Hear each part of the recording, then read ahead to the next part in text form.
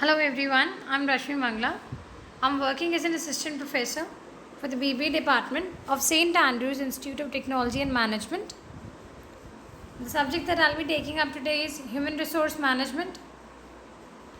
This is our 19th lecture of HRM and we were doing Unit 4. So the topics that we'll be covering today are employee welfare, objectives of employee welfare, agencies of employee welfare, types of employee welfare, and employee health and its importance. Let's begin.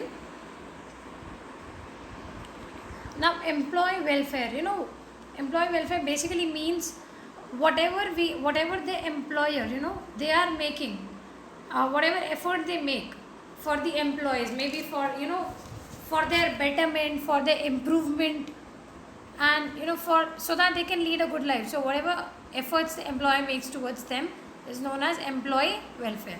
Let's see. Employee welfare means the efforts to make life worth living for workmen. According to Todd, employee welfare means anything done for the comfort and improvement, intellectual or social, of the employees over and above the wages paid, which is not a necessity of the industry.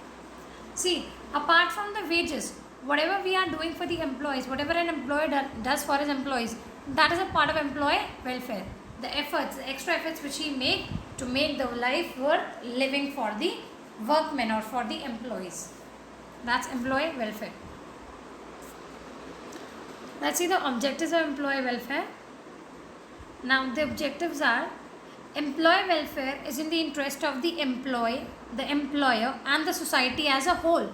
See, when if the welfare of employee is done, employee will be happy from the employer, he'll work more efficiently, he'll be more motivated to do the work, which will in turn increase his productivity if he is motivated, if he is happy, and overall it is a welfare for it is in the interest of the society also, because the relationships, the personal relationship between employer and employee, they also develop, and a sense of care and welfare in the society also develops. Then it improves the loyalty and morale of the employees. Yes, obviously when the employer is looking towards the employee, they are concerned about them, so the employee also, their morale is also boosted, and they also they tend to become more loyal towards their employers. It reduces labor turnover and absenteeism, because the employees are happy to work in the organization, because they are motivated, because they are being looked after. So that is why they tend to leave the organization less, that is labor turnover is reduced and absenteeism is also reduced. Then welfare measures help to improve the goodwill and public image of the enterprise. Enterprise ki jo public image, that is also improved, and their goodwill in the market is also improved. It also helps to improve industrial relations and industrial peace. Industrial relations are, they are improved, and a peace is also maintained in the organization or in the industries, because employee and employer relationship becomes more, becomes more strong, and the bond becomes good. So the industries, they are at more peace. Now let's see the agencies of employee welfare. The agencies of employee welfare are: first one is central government. Now central government has made quite provisions for health and safety and welfare measures for the employees. For example, they which have been enacted in various acts like Factories Act 1948, Mines Act 1952. So these acts, they basically provide for canteen, crèches, restroom, shelters, etc. for the employees. Then second agency who work for employee welfare is state government. Now government and state and union territories, they also provide welfare facility to workers. State government, it prescribes rules for the welfare of the workers, ensures the compliance with the provision under various labor laws. The third agency is employers. Now employers in India are generally looked upon, they generally look upon the welfare work as fruitless and barren, though some of them indeed had done pioneering work. See, some of them consider that this work is needed, and some of them don't consider it as it as very fruitful. So it depends from person to person. But they are a part of agencies, because they are the ones who also work for the welfare.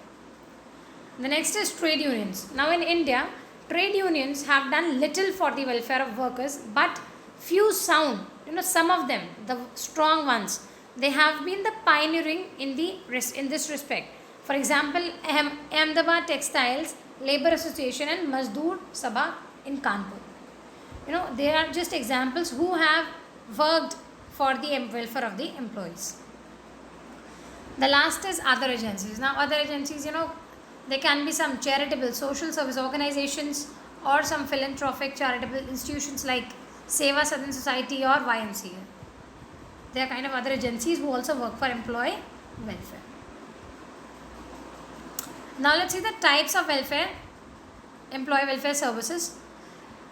See, within the organization there are a lot of provisions that are given, like recreational facilities, medical facilities, libraries. And outside the organization we have many welfare agreements like housing, accommodation, education of employees' children. So overall, these benefits, whatever benefits different organizations or different employers are giving, we have basically sum up them into three types. The first one is, three are economic services, recreational services and facilitative services. Let's see the first one, economic services. Now these services include additional benefits to the salary के अलावा जो extra benefits मिलते हैं, they come in economic services like pension or credit facilities.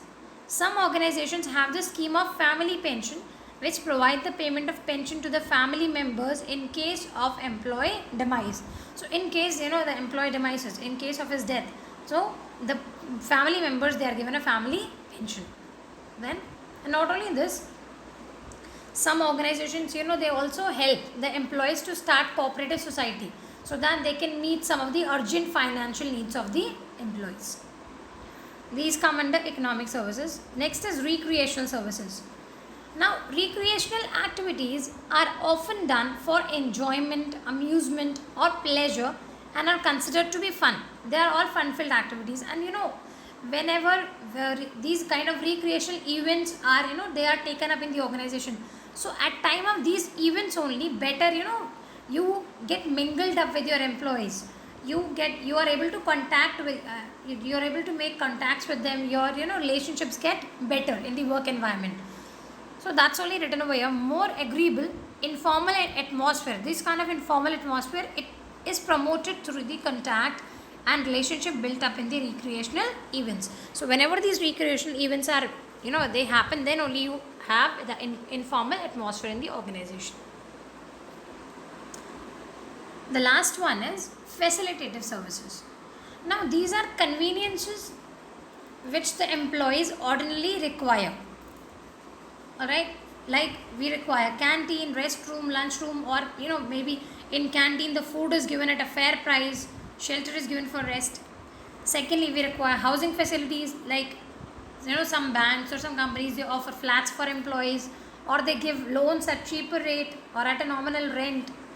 Then medical facilities like reimbursement of medical expenses, like whatever expenses you make, you'll be reimbursed, you'll be given back the money. Washing facilities, clean separate wash basins are given.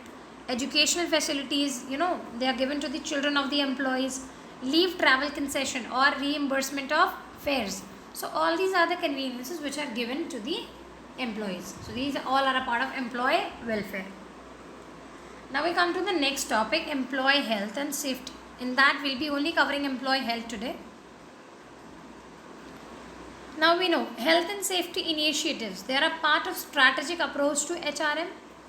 No longer just a thing that companies have to comply with. It is not only a thing जो उन्हें follow करना है, but health and safety is being used as a part of companies' overall strategy for talent retention, for overall objectives and lost time prevention. So health and safety is an important tool now, through which they develop the strategy. Via they can retain their employees for setting up the objectives or for lost time prevention. Now in order to manage the health and safety in the organization, in their workplace effectively, what they will do is they must implement adequate preventive and protective measures for their workplace, along with training management and employees in certain processes with regards to ensuring both their own safety and the safety of the others. So proper measures should be taken, proper training should be provided to the employees, so that employees are also safe and they themselves are also safe, the whole management is safe. Then let's see the importance of employee health and safety. See, we all know that workplace safety is very important for every employee in the industry, because like we also, if we are working somewhere, we will like to work in such a place, which is safe and which has a protected atmosphere. So it is the key factor for all the industries, so that in order to promote wellness of the employees and employers. So let's see why employee health is essential. Now, employee health is essential because of these reasons which are given over here. To maintain and improve productivity and quality of work. Whenever we want to improve the productivity, whenever we want to improve the quality of work, we require employee health and safety. To minimize absenteeism and labor turnover. When you will have a safe working condition, obviously the labor turnover will be less and absenteeism will be reduced. To reduce industrial unrest, indiscipline and accidents. Whenever you want to avoid indiscipline, accidents and unrest, we should have a safe working environment. Then, to improve employee motivation and morale, to reduce the cost of operations, to prevent the mental health of employees, so that employees are also mentally satisfied that they are working in a good working place. So that is why employee health and safety is of utmost importance. Let's see the questions based on these concepts. What do you understand by employee welfare? Explain its objectives. What are the agencies available for employee welfare? Explain the types of employee welfare services. Explain the importance of employee health and safety. Stay tuned for the upcoming lecture of Unit 4. Thank you.